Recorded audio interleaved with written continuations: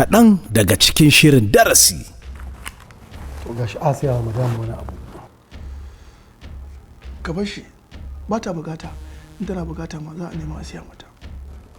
A ba Elisi ka karɓa mana, ai ana yin haka ai. Na san ana haka, amma ni ba a haka da ni. To, alhamdulillahi dai. Tunda dai na zo Allah ya sa na ganka kana cikin ƙoshin lafiya. To alhamdulillahi ɗana, alhamdulillahi ɗana. Kai, ni ba ɗanka ba ne, ba ni da wata dangantaka da kai.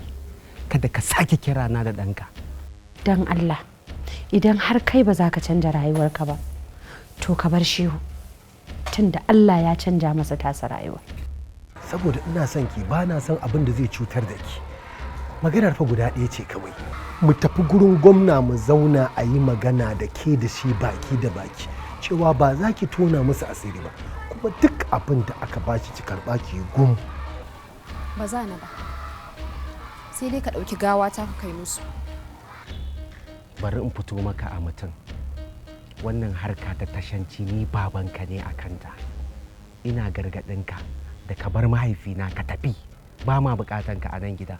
Idan kuma ka ƙi ji ba za ka ƙi gani ba. Ba kai ka ɗauke ni aiki ba, kuma kai baka isa ka sallame ni ba. In kana so ka je ka gaya mai shi ya zo ya sallame ni. Haka ka ce? In za mu kwana a nan maganan da zan gaya maka kenan. Idan kai hudu sai ka ƙara da hudu. Na gode ma Allah Your Excellency da na samu damar ganin ka. Kaga, ya naga za ka zauna, waye ce ka zauna? A'a, to ai Your Excellency na ga bai kamata a ce na tsaya a kan ka mana magana. To ni na barka ka tsaya kan nawa. Daidai ne ba da Darasi.